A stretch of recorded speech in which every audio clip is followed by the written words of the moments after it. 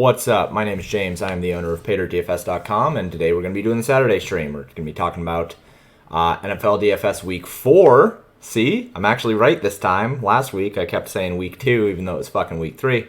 But we're going to be talking about Week 4. We're going to be talking about what looks like a pretty good GPP week. So pretty excited about that.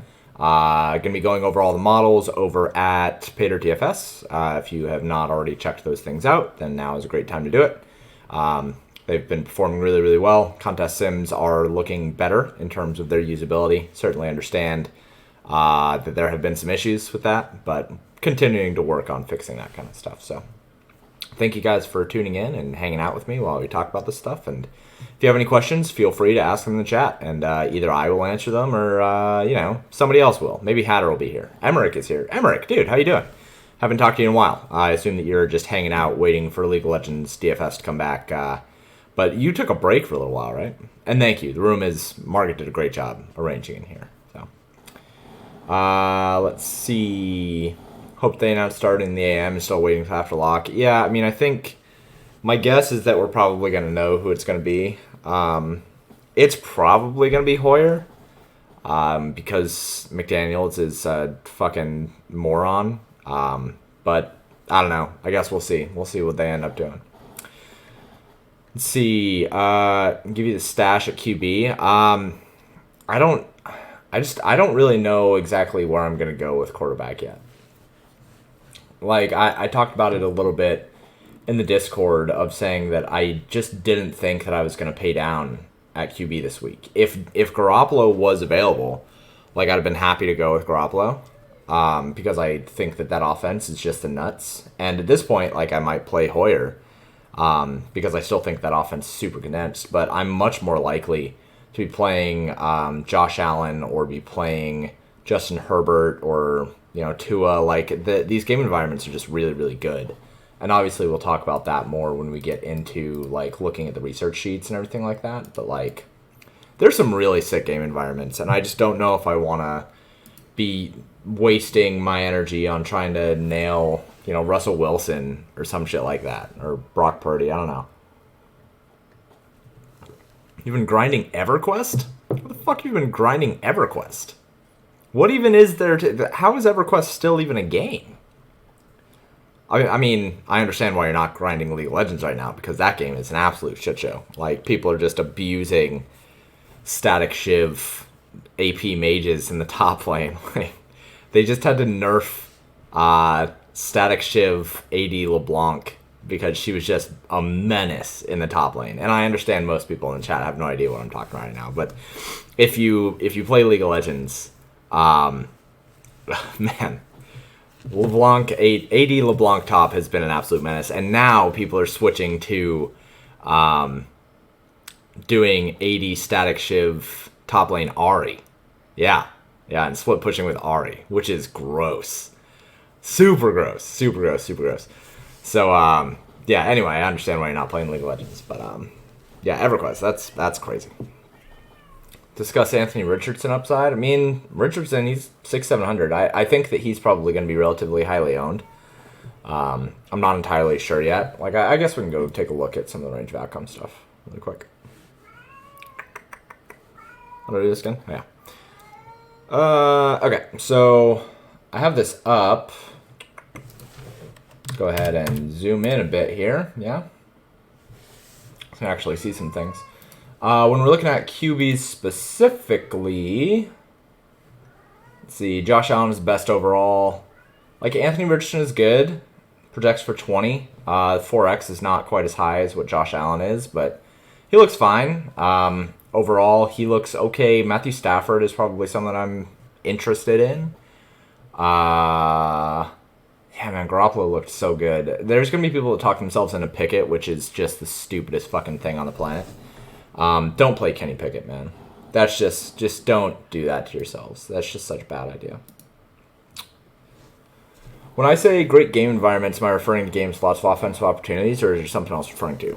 It's just like, if you look at, like, okay, so we have the research sheets here. Let's just take a look at the macro table here. So There are games like Buffalo Miami where Buffalo has a team total of 28, Miami has a team total of 25.5, and both of those offenses are like very pass heavy.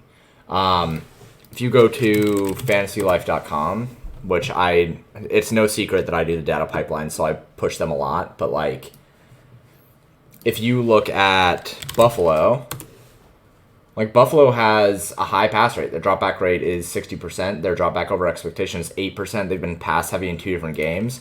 If you look at Miami, like Miami is a little bit lower, but they're putting up ridiculous amounts of points, like 36, 24, 70. Like it's just such a good offense, and it's so condensed that the game environment when you're looking at a game like Buffalo and Miami is just so good. It's so nails that the expensive pieces in that game make a lot of sense. Game stacking Buffalo and Miami, basically however you can make it work, is going to be something that I think makes a lot of sense this week. Other games where like it's high totals versus high totals, Las Vegas has a relatively low total at 21.75, but they're really, really cheap. And I talked about this a lot last week on stream, is when you're looking at these stacks and you're considering like where you want to pay for things. If I just go and I sort this, so I have this. Let's sort this by 4x, right? So obviously like Pittsburgh is here. Just fucking ignore Pittsburgh. It's because they're free. They don't cost anything, whatever. But like if we're looking down here and say that there is like Cincinnati. Cincinnati has a team total that is the same as Las Vegas. And then we go back over into the range of outcomes, and we're looking at medians. A Cincinnati stack costs $21,100 for the best Cincinnati stack. The best Las Vegas stack that you can get, and remember, Jimmy Garoppolo is out, so we're going to have a backup quarterback that's min price. This stack is only going to cost like $17,000 or something, or like $17,500. So you get almost $4,000 discount on a Las Vegas stack in comparison to a Cincinnati stack. And they have the same team total in terms of Vegas, right? So that kind of stuff matters a lot. Buffalo at only 19.5 here with Josh Allen, Stephon Diggs, and Dalton Kincaid. Like, this is a really, really good stack. And, like, because they have this massive team total, right? Their team total is second best on the slate at 28. And it's only 19.5 compared to the stack of Miami, which is $24,000. Like, you're getting almost $5,000 discount on a Buffalo stack here. This Buffalo stack specifically, you're still getting $2,000 off on a Buffalo stack of the best possible stack that you can make off of a Miami stack. And their team total is just the nuts. So when you're looking at this kind of stuff, like the price of how much it costs to stack something matters a lot. Let's look at Los Angeles, right? They cost $17,900. So what is their team total? Their team total is 22.5. So they're actually relatively expensive when it comes to a stack for this range. You know, you have Pittsburgh, who also has a team total of 22.5, and the Giants, who have a team total of 22.5. So if we go back over here and we look for a Giant stack, for instance, like Pittsburgh stacks, obviously they're free, right? So the upside on a Pittsburgh stack, again, don't play a fucking Pittsburgh stack. But the upside on a Pittsburgh stack compared to a Los Angeles Rams stack, the Rams are just expensive for it. And then, yeah, so the Giants aren't on this slate, but if I was comparing them, then that's what I would do. I would go and look and see, okay, well, how much do they cost compared to a Los Angeles Rams stack? Now, the other part of that, after you've done this, you can just do that and get an idea of where you should probably be picking your stacks, mostly because, like, that's going to tell you how valuable certain stacks are. But after you do that, then close this out and say, okay, well, the Rams are expensive in comparison to Pittsburgh, right? But let's take a look at like what their stacks would actually look like. So I would go into the wide receiver tight end usage, and then I would go to specific teams here. And again, we have projections to look at this. Like obviously a Rams stack projects better. But I would include Pittsburgh and I would include LA here. And then we can do that. We can just sort by expected fantasy points, right? And we can see like LA, Pittsburgh. So you do have George Pickens, whose expected fantasy points is only 9. and then Higbee for LA. And then you just have a whole bunch of guys who, like, the expected fantasy points. Pat Freiermuth is projected at like 20% ownership this week. His expected PPR output is 5 fucking fantasy points, man. Like 5 fantasy points. It's so bad. So that's the other thing. It's like, yeah, Pittsburgh is cheap, but look at their expected outputs. Their expected outputs suck compared to a Puka Nacua and Tutu Atwell stack. You can even say, like, Tyler Higbee. If you combine Tyler Higbee and Tutu Atwell, you can ignore Puka here. It's going to be a better expected output than anything you can put together with Pittsburgh. So the cost then is a bit justified. And again, this isn't even using projections, right? So those are kind of things that I think matter.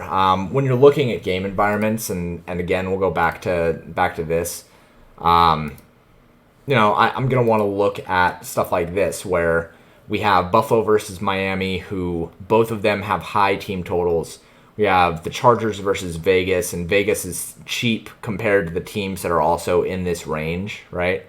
That there are other teams that we can look at and say, oh, well, we might be a little bit interested in them. Like Indianapolis and the Rams, they both have, this is a tight game, 23.5 for Indianapolis and 22.5 for the Rams, where both of these teams, like, that should be a good competitive game. And we know that the Rams have a skinny target tree. We know that Indianapolis has a very easy stack to use, or even just use Zach Moss, right? There's a lot of really interesting things to glean from just looking at game environments. Also, yes, shout out to Kershaw. Emmerich, feels like a week where you don't really worry about QB. Fill that in later. Definitely not a spot to start. I think I kind of agree with that. Kind of. It's just, so here's the thing. I know for a fact I will have a Buffalo stack, right? Like, I know for a fact that I'm going to have probably Josh Allen, Stephon Diggs, and Dalton Kincaid if I double stack. I don't usually double stack with Buffalo, but considering I'm really into that game environment, I'm probably going to double stack that, right? So in that instance where I know that I'm going to have a Buffalo stack, I'm just going to start with Josh Allen. But then after that, I like a Chargers stack, but I could probably also get the same kind of exposure to that game environment by going with the Las Vegas side, which is cheaper, right? So at that point, I just have a backup QB, and, like, quarterback doesn't matter. With Indianapolis and the Rams, right? Like, that was another game that I was talking about. I like the Rams side because it's nice and condensed, and I know that if Puka and Tutu both hit their ceilings, like, Stafford is very likely to hit his ceiling as well. But on the other side of that game, we have Anthony Richardson, who has a whole bunch of upside. And if I want to get exposure to that game environment, I can probably go with the higher upside quarterback and just plug that in after I have fit everything else in terms of wide receivers and stuff like that. So I think looking at the game environments first is probably the thing that I care more about here, rather than looking at quarterbacks individually. Because quarterbacks are just a means of getting the upside of my wide receivers this week. Sometimes there's spots like last week, I really, really wanted to make sure that I got a Cousins, or that I had Cousins in cash, but I really wanted exposure to that game overall, and, like, that game environment overall, right? So that last week, I think quarterback mattered a lot more, but in general, I do agree that this week it's more about the game environments themselves rather than the actual quarterback projections.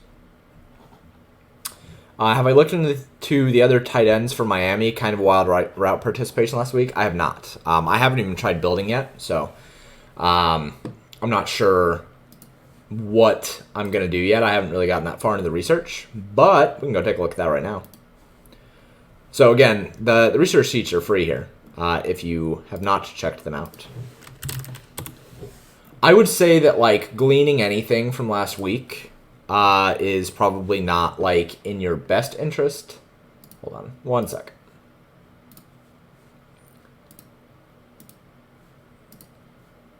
Because it was just, like, blacking out my face too much here. So, yeah, I mean, route participation last week, like, in a week where there was no Jalen Waddle, and I think they had to change up their scheme, and we ended up having, like, an absolute blowout, right? Like, I just think that it probably isn't something that I want to take too much into consideration here. Like, we had Smythe 2 weeks straight where he was at 91%, then 97%. I'm not sure what would happen that would make it so I should consider Julian Hill more than Durham Smythe. That said, I'm not going to play either one of them, be honest with you. Like, I can't imagine playing after they put up 70 points last week and Durham Smythe was not involved basically at all, and Julian Hill was basically not involved like at all. I just can't imagine that I'm going to care that much at all about playing tight ends from this team. Like, if Waddle is out, then yeah, I think Julian Hill is interesting. But I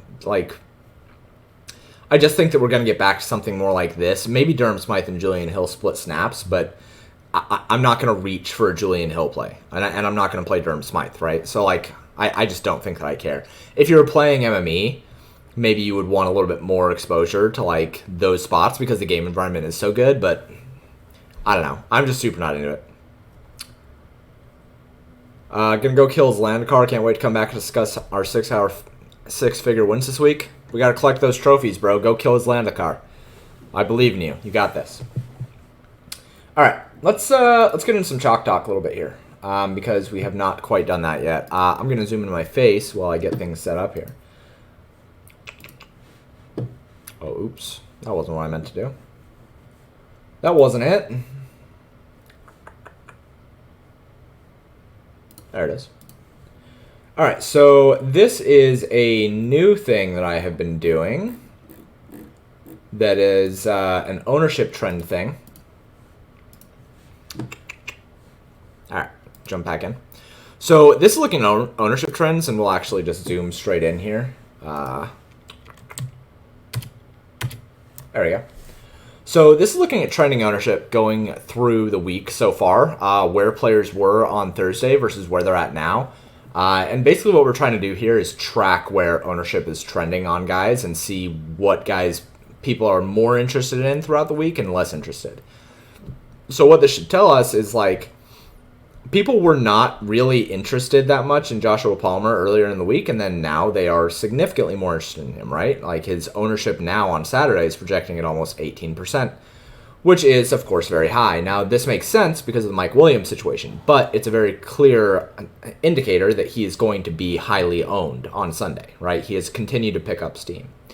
A less kind of, like, straightforward one, I think, is DeAndre Hopkins, right? DeAndre Hopkins started out at around 3% and has steadily gained steam each day, gaining around 2% ownership. So something like that, I mean, ownership projections are probably going to project him somewhere around like 10% tomorrow or something like that, but he might end up even farther than that because he has continued to pick up steam and people have continued talking about him. Zach Moss, another person where on this Saturday run, he ends up looking at 14% owned. He's going to be somebody that continues to get steamed up forward. These two defenses have gotten pushed up. So this is kind of just looking at what the general consensus is on these guys. This is the top overall ownership trends. So Joshua Palmer, Keenan Allen, Browns, Colts, and then Pat frickin' Freiermuth for whatever reason. I'm going to lose to Pat Freiermuth tomorrow, and I'm going to lose my fucking mind. All right, it's gonna destroy me. So these are the top overall trending players. This is not necessarily saying that you should not play these players. I think that Joshua Palmer, Keenan Allen, like some of these guys, they're very good plays tomorrow, right? But it is worth saying that you should expect them to be highly owned, and you should expect them to be even higher owned than what we see on Sunday. That's just something to know, just something to be reticent of. And then here's the list of guys that are getting negative trending here, right? So Miles Sanders started out the week. He has a questionable tag right now. He started out the week looking at 18% ownership, went down Friday, and then went way down Saturday because of that questionable tag, right? TJ Hawkinson is somebody who started out the week looking like he'd be relatively highly owned, and now it's just 6% owned. And Hawkinson is somebody who I'm really, really interested in this week, actually, because he has had such a terrific role with Minnesota. Tyreek Hill, for whatever reason, has been trending down. I couldn't tell you why. I guess it's because he's expensive. But again, that game environment is the nuts. And the only reason why I would think that his ownership would be going down is because people can't afford to play him. But that means that you should absolutely be looking for ways to make Tyreek Hill work tomorrow. He just looks like a really, really good play, especially if he's going to be low-owned. Ferguson, Tutu Atwell. The Eagles' defense slowly losing steam, probably because they're expensive and people are finding that they can't afford them. Jerome Ford and Joe Mixon are both really, really interesting ones, right? Especially because they are in this range where if we look at guys that are gaining steam, you see that Zach Moss is kind of right in that range. James Cook is kind of right in that range, right? That 5K, like mid 5K range. Raheem Mostert is starting to get a little bit more range. So pretty interesting that both Mixon and Ford are falling down here. Granted, they didn't necessarily have the greatest usage last week, right? Let's go ahead and just do all teams here. And then we're going to switch to running back usage weekly.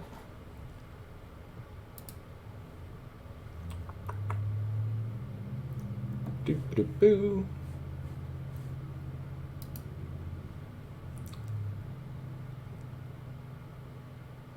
Come on, come on.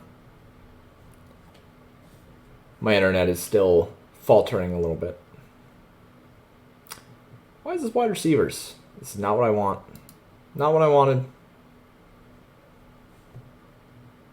Yeah, that's running backs. That makes sense. Oh, I guess it didn't load before I did this. Okay.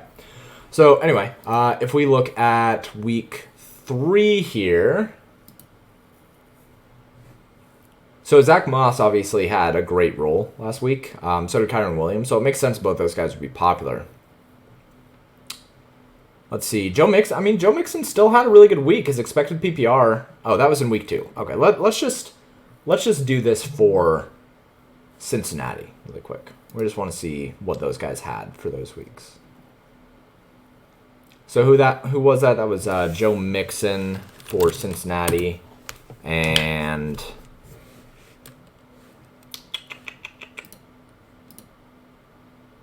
right, Jerome Ford.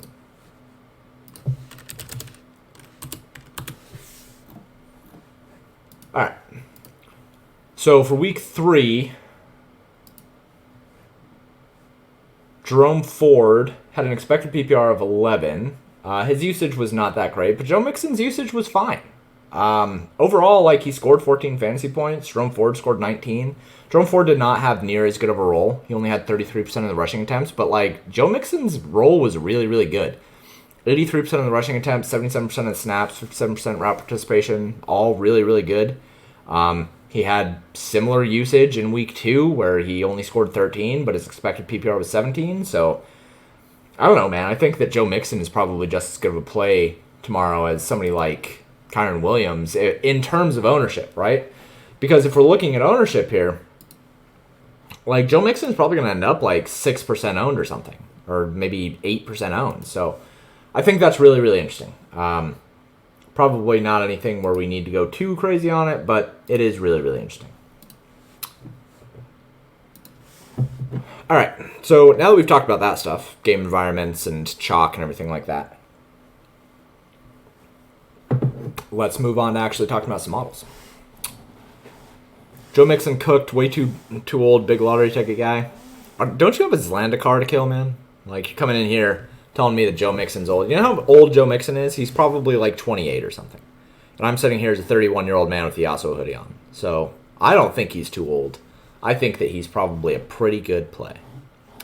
Tyreek over Allen. I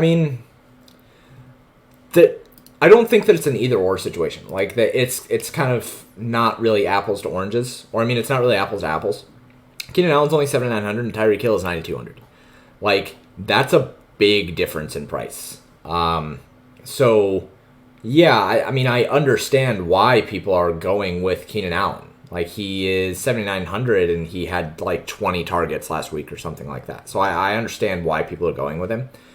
But I also think that when you're looking at, look at all these guys who have this median of 20 fantasy points. You have Keenan Allen at 7,900. You have Jamar Chase at 78. You have Stephon Diggs at 81. You have Devontae Adams at 8K. You have all of these guys, and Keenan Allen is going to be about 5 times as high ownership as all of them. And especially as Tyreek Hill, who has the highest overall median, the highest overall top 5 finish percentage. Like, I don't think that it's really a 1v1. If you're looking for a direct pivot to Keenan Allen, it's either Jamar Chase or Stephon Diggs. I would say it's Stephon Diggs. And when we're looking at ownership, I don't think that Stephon Diggs is going to end up even 12% owned, right? Like, I think he's probably going to end up like 10% owned or something like that. So I probably prefer Stephon Diggs to Keenan Allen, but I also have a lot of interest in Keenan Allen. It's not that I think Keenan Allen is a bad play. Oh, hell yeah, he is 28. See? I got this. Where do you come in on the offense as a whole for guys like Adams Myers now? I lean to McDaniels getting the ball. I mean, they're just going to... There's nobody else in that offense that can earn targets, really. Like, Jacoby Myers is a stud. Devontae Adams is a man. Those guys are just going to be good overall, like in any offense. If you go into the research sheets, the craziest thing that I have found so far this week, if you look at wide receiver and tight end on the season, I should change this time to refresh to like 10 minutes instead of 5. I don't really need it to be as high as it is, or as low as it is. If you look at Las Vegas, and you look at the expected PPR points, like, look at this shit. Devontae Adams, expected PPR 21. Jacoby Myers, expected PPR 21. Nobody else above 3. Nobody else. Like, they just don't fucking touch the ball. They don't get anything. The next highest target share is Austin Hooper at 4% so far. I just find it really hard to believe that all of a sudden Devontae Adams and Jacoby Myers are not just going to be the absolute vast majority of the offense in terms of the passing game here. It doesn't matter who's behind center. And it's worth saying that both of the backup QBs for the Raiders are capable. Like, Brian Hoyer is not the worst QB in the world. He's probably a better QB than Justin Fields. He's probably a better QB than, like, Desmond Ridder, right? Like, Hoyer has shown to be serviceable in the past. So if it's Hoyer, like, he's not bad. If it's, I don't even know the kid's name, Aiden O'Connell, maybe? I'm guessing. He apparently was really good in the preseason. Was, like, the second best charted QB of all of the QBs who played in the preseason. And he ended up looking like he probably is pretty good, right? And so I think that he's going to come in.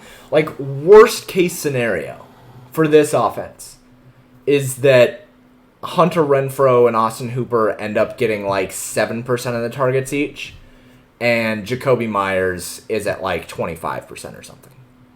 But I can't imagine that this offense is not just still super, super, super condensed.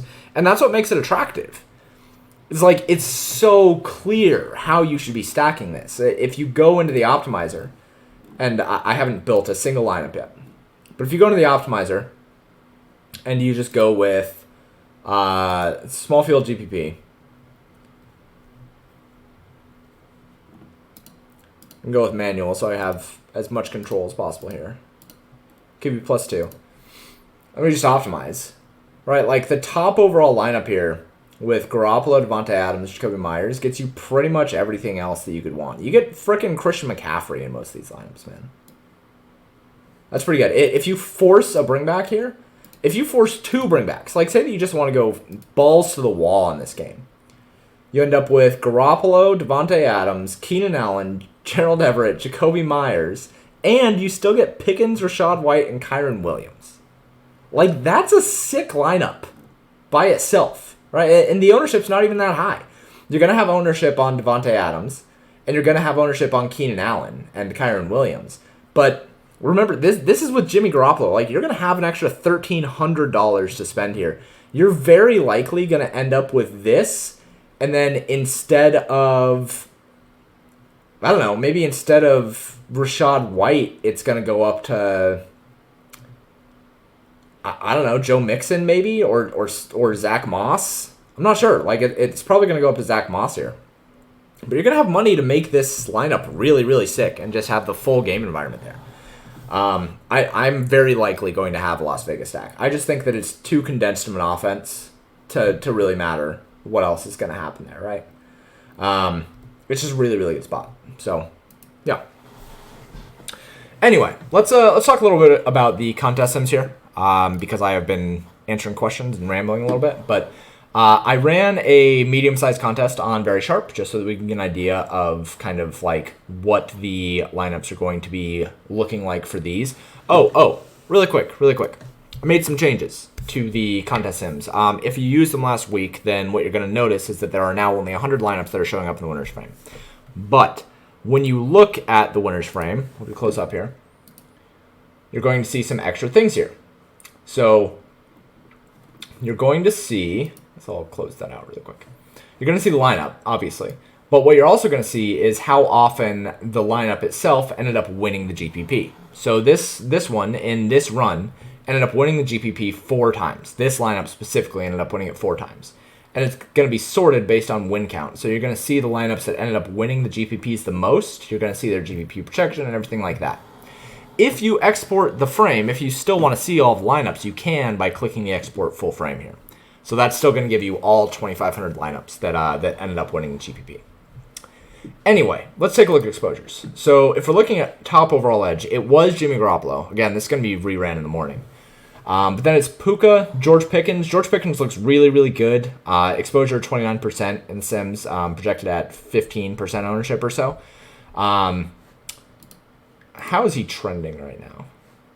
I think he was trending forward, but I don't remember. No, I mean, kind of. He's pretty even. So we should probably expect him about 15% owned tomorrow.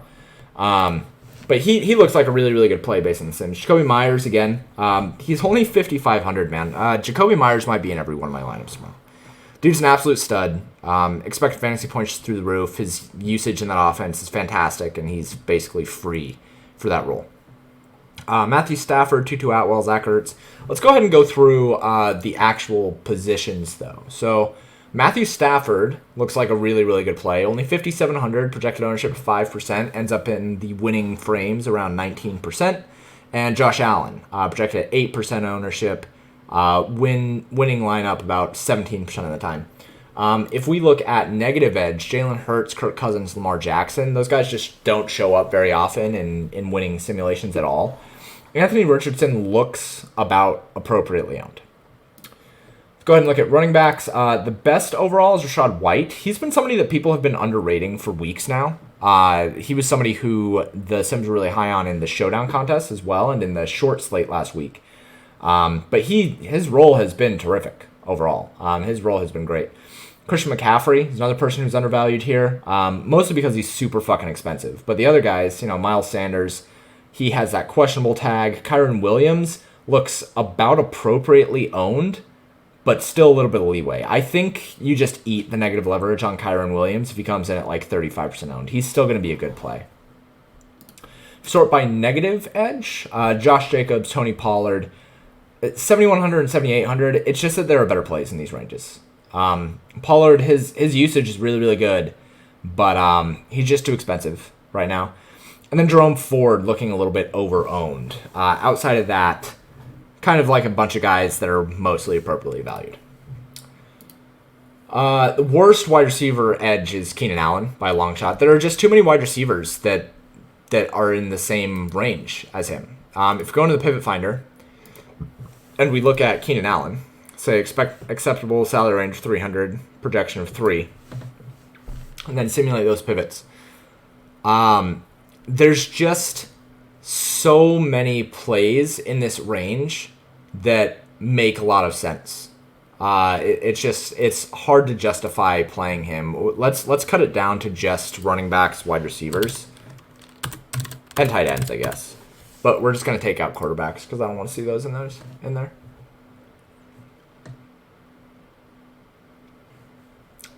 So yeah, I mean, like, look at these guys, right? All of these guys just project about the same. The Lev X is okay on Keenan Allen, but, like, you just get better leverage on any of them. Stephon Diggs, probably the best play on the slate if he stays at ownership or gets even lower. If Stephon Diggs' ownership drops below 10%, he's by far the best play on the slate. Like, it's not even close. Especially in consideration that people are going to be game stacking this environment when they should be game stacking this environment. Stephon Diggs in that spot is just the nuts. And Jamar Chase looks really, really good too. He balled out even with Joe Burrow having kind of a bum calf. So yeah, Keenan Allen looking like a really, really good fade right now. In terms of, I wanna clarify that. In terms of like a one-off, I think Keenan Allen is a really, really good fade. If you are stacking the Chargers or if you are stacking the Las Vegas Chargers game environment, right? That's a spot where you want to take Keenan Allen. You want to have Keenan Allen in stacks. You just don't want to have him as a one-off. As a one-off, he's a really bad play. But if you pair him with Justin Herbert or if you pair him with the Las Vegas stack, that's fine to do. So just wanted to clarify that really quick. In terms of the top overall leverage here, Puka Nacua, not highly owned enough. He should be $8,500 with his role. Like, he's basically $2,000 too cheap.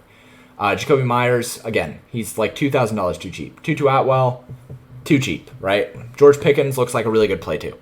Like, all of these, I think, are just terrific plays, and the models just agree with me on that. Devontae Adams and Stephon Diggs, again, I just talked about those guys as being good leverage off of Keenan Allen. Is Keenan still a bad one-off if you're playing low and stack? I mean, no, right? Like, but that's kind of a different question. Like, if you are playing a really low-owned stack and you can still fit Keenan Allen, I think it's fine to do that so long as you are doing it to lower the volatility of your lineup. That's just kind of like a higher level thought that a lot of people are not really thinking about, but it is something worth considering. The thing that I'll say about that is, like, if you are in the position where you are playing a low-owned stack and you can fit you can fit Keenan Allen, it's probably kind of an awkward stack that you have. And, like, that's an ad hoc thought, but I don't know. Like, if you go with like a Rams stack, with Keenan Allen probably makes sense. If you go Stafford, Puka Nacua, and Tutu Atwell, and then also bring on Keenan Allen, like, I don't think that that's the worst idea in the world. That said, like, you just need to make sure that you have enough leverage to make sure that you can offset the negative 12 that you're getting from Keenan Allen here, right? So if you're going to do it, right, you're going to do it with Puka Nacua gives you an extra 13% edge because he's under-owned, and then Keenan Allen gives you negative 13% because he's over-owned. So you can get that kind of, that cutoff there. So that's fine. But, like, just be reticent of it. You just really got to make sure that, like,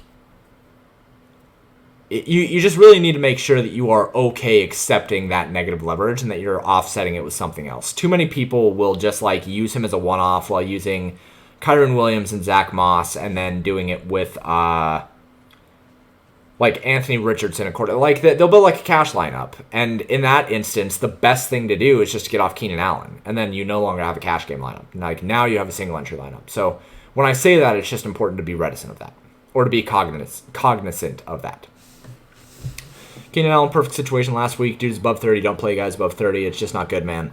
Isn't the number one fantasy QB 35 years old? I mean, 30-year-olds are just the worst people. I would know because I'm 31. But, yeah, I mean, coming off a 20-target week with Mike Williams out, this is just like, it's the perfect letdown spot, right? It is the Chargers have all of this false hope given to the industry, and Keenan Allen is giga chalk, and, like, Justin Herbert looks great. It's just, like, the perfect spot for the Chargers to end up having just, like, a really, really bad game. It's just the perfect spot for a letdown spot. That is not meant to talk anybody off of a Charger stack. I'll probably have some Chargers exposure, but, like, it just feels like a spot where Stephon Diggs is just staring us in the fucking face in a game against Miami where that game could legit combine for like 100 real life points, and people are happy with taking a game between Justin Herbert and a backup QB where, like, Joshua Kelly is probably the better play, right? It just feels weird. It just feels off. Anyway, close up. So tight ends, don't play fucking Pat Freiermuth. I don't know what this ownership is coming from. He's the usage hasn't been good, and he's in arguably a bottom 5 offense in the league, and I cannot fathom this. Instead, you should play Zach Ertz, who has had way better volume, is like the same price, and Arizona's offense is not the worst in the league. I just play Zach Ertz instead.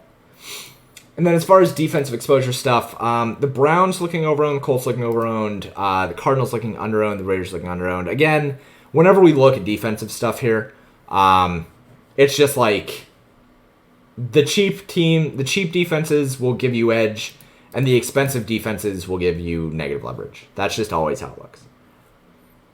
The optimizer tried to tell you to lock in Muth last night because you were running it on cash game mode. He is the cash game tight end, but like don't fucking play him in GPPs. That's silly. Let's look at range of outcomes here. If we are looking at the range of outcomes, the top overall medians are Buffalo, Miami, Buffalo, Las Vegas, and then the Rams, and then Cincinnati. None of these things are groundbreaking or interesting or different. This tab is not necessarily meant to tell you like these crazy different things, but it is worth noting that the Charger stack overall is going to be Herbert, Keenan Allen, Joshua Palmer. Like that is the highest owned stack by a long shot, and you're getting similar medians. You're getting significantly higher medians. First off, Josh Allen, Stephon Diggs, and Dalton Kincaid at 20% less ownership, and basically the same price. You're getting. Again, Las Vegas is going to project basically the same as a Chargers stack, but it's going to cost $2,000 less. The Rams are costing $2,000 less, and they project for more. So the Charger stack's maybe going to be off the board. I understand using Keenan Allen, Joshua Palmer, Quentin Johnson, Gerald Everett on the other side of Las Vegas stack, but a Las Vegas stack just looks right? That just makes a lot more sense. The Minnesota stacks. Nobody's talking about Minnesota stacks at all so far this week. They're not going to have any ownership. Justin Jefferson just continues to ball the fuck out. TJ Hawkinson has been good. Jordan Addison, I think, has continued to get better and better route participation over the last couple weeks. Let's go ahead and go look at Minnesota's snap counts and everything like that. So we don't care about Las Vegas here. Take a look at Minnesota.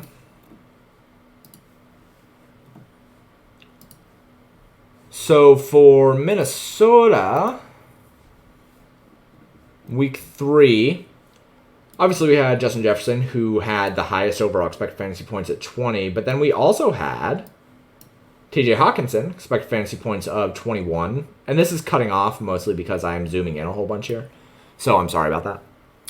KJ Osborne still 95% of the snaps, but Jordan Addison last week ended up with 80% of the snaps, right? So, like, we're seeing him slowly move his way up. We're not seeing KJ Osborne drop down, but they're basically not dropping down into the Brandon Powell or the Ashton Jackson. Like, it's pretty much just these 4 guys now. So this is a really condensed offense. Jordan Addison continues to get more and more steam. I think any of these 4 guys is going to make sense, but it's probably, Jordan Addison just continues to get higher target share. Air yards is higher than KJ Osborne. Like, KJ Osborne just ends up running super fucking pure when it comes to end zone targets, and Jordan Addison hasn't quite gotten there. So I think that Minnesota has continued to produce, and I think they're in a spot where we should probably consider them here.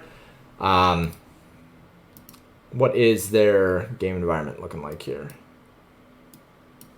They're up against Carolina. Carolina, that they suck. I think they're really, really bad. But they have a 21 team total, and they're probably going to have less ownership than a Chicago stack. Less ownership than a New Orleans stack. And that's kind of the other thing to pay attention here is going to be these New Orleans stacks. So now, I think that Jameis Winston is good. The dude, really just, puts it out there. He's great for fantasy because he doesn't care about just letting it fucking fly. And he's probably the best case scenario for somebody like Chris Olave, much over Michael Thomas, right? So I think that Jameis Winston is really, really interesting tomorrow. He's probably, I don't think I'm going to end up on a New Orleans stack. It's just hard for me to get there with 3 lineups. But I could hope that if I do end up getting down that cheap, if I'm not going to play Ram stack, that I may end up considering a New Orleans stack. I just think that it's really, really good for Chris Olave to have Jameis Winston, who's somebody who is not afraid to actually lay it out there and throw deep. And his career ADOT is significantly better than Derek Carr and significantly better than, like Andy Dalton last year. Like, Jameis Winston is really good for that offense.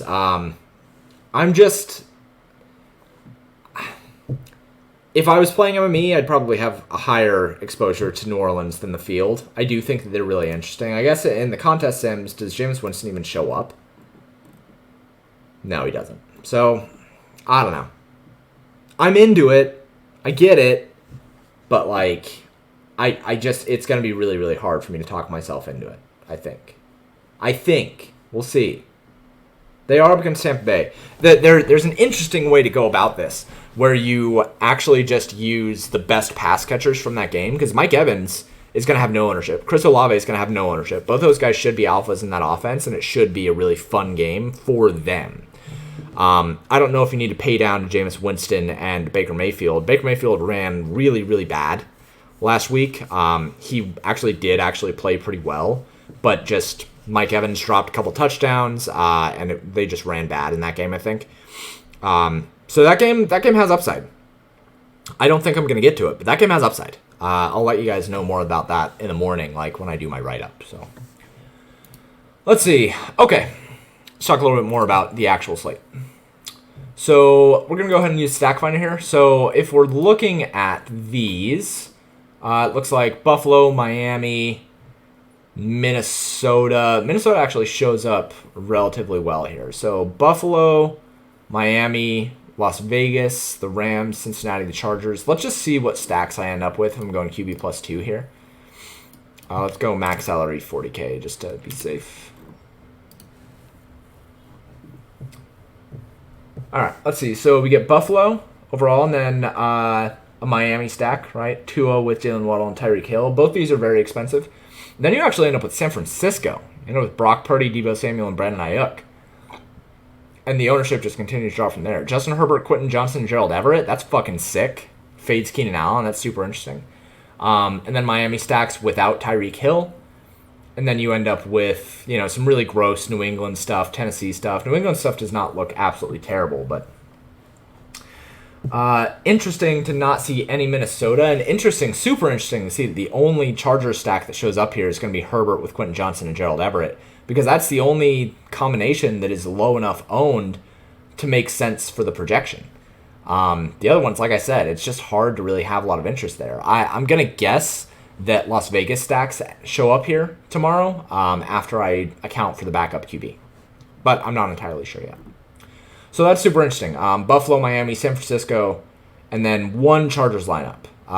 But for sure, Buffalo, Miami. Let's go ahead and go take a look at the optimizer. So I already ran with Las Vegas. Ended up getting a lot of Keenan Allen, Kyren Williams. But let's go ahead and take a look at Buffalo stacks. I don't know if I want to go 2 plus 2 here. Probably going to go 2 plus 1 and see what lineups I end up getting with Tyreek Hill.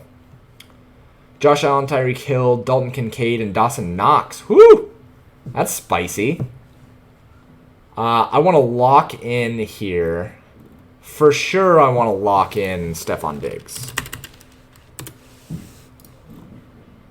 And see what that gives me. Because these are probably going to be the lineups that I want to use. So Josh Allen, Christian McCaffrey, Stephon Diggs. So yeah, you can't even get... I wonder if you get any Stephon Diggs and Tyreek Hill. Probably not, right? Man, look at all that Durham Smythe. Okay, hold on. There's one. So Josh Allen, Kyren Williams, Rachaad White, Tyreek Hill, Stephon Diggs, Tyler Boyd, Zach Ertz, and Dalton Kincaid. So you have to go double tight end if you want to do that. Which is probably why people aren't doing it, right? But that one makes a lot of sense. Zach Ertz is a really, really good leverage point off of Pat Freiermuth as well. And then you get Dalton Kincaid, who plays out of slot and kind of plays like a slot receiver. So that's really interesting. I don't think that I can lock in both of these guys, actually, and see what we actually get. I think that we're just going to get really bad lineups if we do this. So yeah, there's that first one. I think it's going to be like all 2 tight end. Yeah, it's like 100% Zach Ertz, right? Yeah, Zach Ertz and a lot of Dalton Kincaid.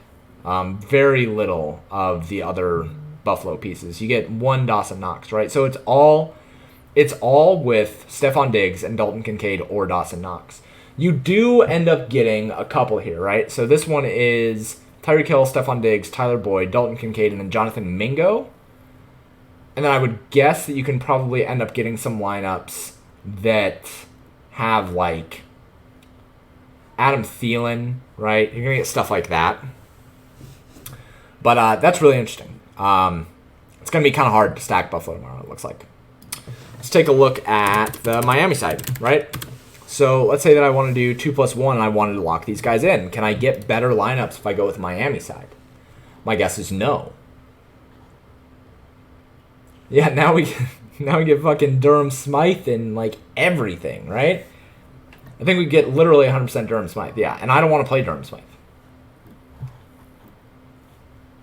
So that probably isn't something that I really, really want to use, right? Not my thing. So Miami stack's probably off the board. I don't want to use Durham Smythe. And if I lock in Jalen Waddle, actually, let's just remove Smythe, right? That's probably the thing that makes more sense here. Ooh, Braxton Berrios. Yeah, it's really gross trying to do this from the Miami side. So for sure, I'd rather be on the Buffalo side here. You're either getting Braxton Berrios or Julian fucking Hill, like we talked about before, right? Just gross lineups. So the other set of lineups that we were getting that was really interesting was San Francisco. And doing San Francisco, you probably don't have to do 2+1. But San Francisco is playing Arizona. So you can probably get Zach Ertz, right? We can remove these guys. We don't have to worry about Durham Smythe here. So let's go ahead and run this. Yeah, get Brock Purdy, Brandon Ayuk, George Kittle. Get Zach Ertz, so 2 tight end lineup. Or you can get Marquise Brown, right? These ones are pretty sick. Brock Purdy, Kyren Williams, Shad White, Devontae Adams, George Pickens, Brandon Ayuk, George Kittle, and Marquise Brown with Brown's defense. Like this is a really good lineup. I have no problems with this. The other one is with the Panthers or with the Dolphins, right? Like you get 3 of these lineups. You get anything with any of these defenses. You get a bunch of 2 tight end lineups as well. George Kittle and Zach Ertz with Brandon Ayuk. Yeah, so these lineups are interesting, especially if you go with Marquise Brown. These lineups are really interesting, especially because San Francisco has the highest team total on the slate.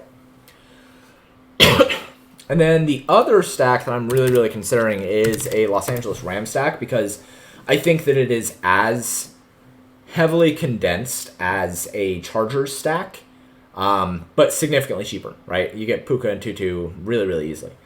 Man, I don't think that I care to really have an Indiana bring back, though.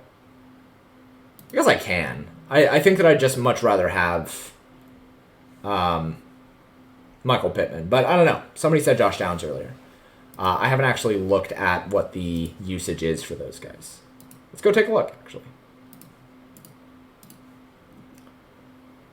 So Michael Pittman, really good, obviously. PPR 24, 14, 17. I mean, those are all really, really good. Averaging 18.3 in the season so far. Josh Downs has not been terrible. His route participation has gone up. His targets per route run is solid, 20% on the year.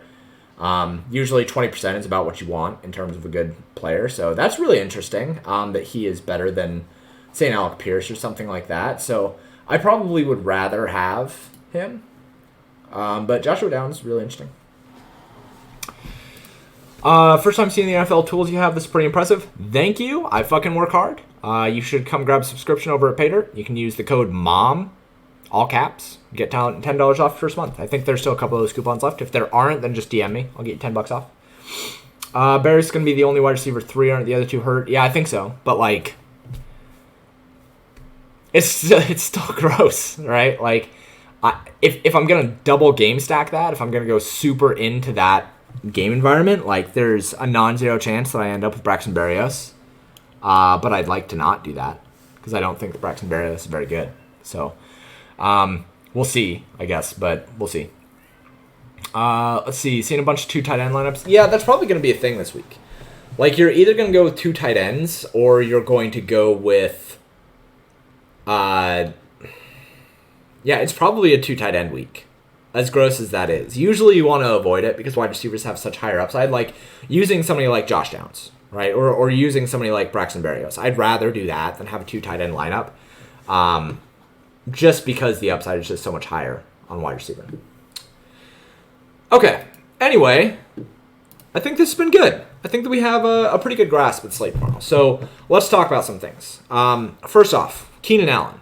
Be very cognizant of how much ownership you're eating and how much negative leverage you have if you have him in a lineup. I think that it's really, really important to be careful with Keenan Allen, and if push comes to shove, just use Stephon Diggs instead.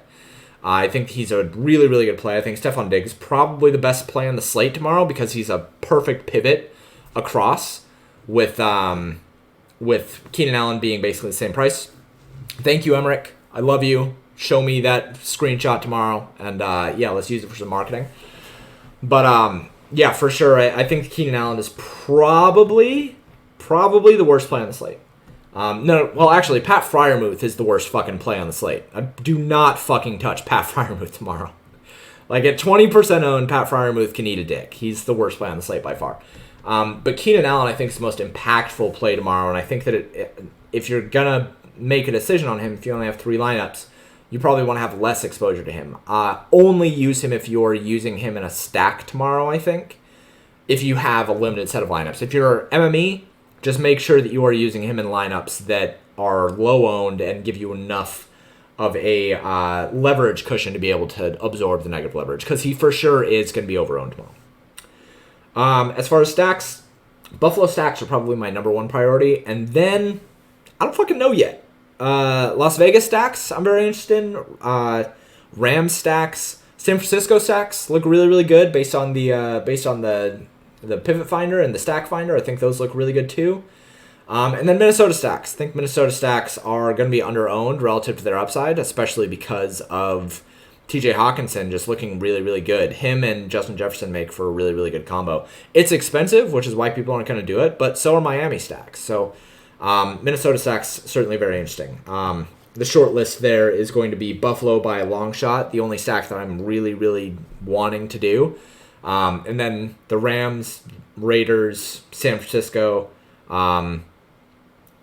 that's mostly it. And then New Orleans. New Orleans is the other one that I'm a little bit interested in. As far as running backs go, we didn't talk too much about running backs, but we can go and look really quick over at them in the range of outcomes. See, so Christian McCaffrey projects is the best. Tony Pollard is a little bit too expensive. Kyron Williams is the best play by a pretty good amount. But then Rachaad White, he's just not going to get enough ownership. Rachaad White, Zach Moss, Joe Mixon, Kyron Williams, all of these guys are kind of in that range of guys that I'm willing to play. And then Josh Jacobs. Nobody's going to play Josh Jacobs tomorrow, but he's a really, really good play too. The only other guy that's interesting is Joshua Kelly. I think that he's not very good and he's super touchdown dependent. But if Keenan Allen is going to be 50% owned, Joshua Kelly is a terrific pivot off of him because that's a direct leverage point. If Joshua Kelly scores 2 rushing touchdowns, Keenan Allen can't catch 2 of those touchdowns, right? And if the Chargers end up just keeping control of that game, that's a better Joshua Kelly script anyway. So Joshua Kelly, super interesting. I'm probably not going to end up with him, but he is really interesting. Let's see. Is that a rule? No Pittsburgh? Yeah, not going to fucking touch Pittsburgh. How do I feel about Denver-Chicago game? Man, I just think it's going to do too much steam. It's very clear that the Chicago coaching staff just has no fucking clue what they're doing. They're not willing to support Justin Fields, and the wide receivers just frankly, they look like they've already mailed it in. They're just not getting open. I feel for Justin Fields right now. I think that he's way better than what he's showing. And deserves a coaching staff that is going to rally around him. But it is what it is. And then for Denver, Russell Wilson has looked fine, especially in the first half of games. He has looked good. So What I would say is that game, I usually have a rule of just don't stack shitty teams, and I think that both Denver and Chicago are shitty teams. If they end up beating me while I have a Buffalo stack, I'm fine with that. But if you're going to go with either side, I would probably go with the Denver side. I just think that Russell Wilson is a better quarterback, and the coaching staff for Denver is more competent than the coaching staff for Chicago. And I think that they're more willing to exploit the mistakes of what Chicago puts out there. But I'd rather stack New Orleans, rather stack Las Vegas, or rather stack the Rams. I'd rather stack... Like, Denver is like the 8th team down the list, and with 3 lineups, I'm not getting to the fucking 8th team down the list. There's just no way.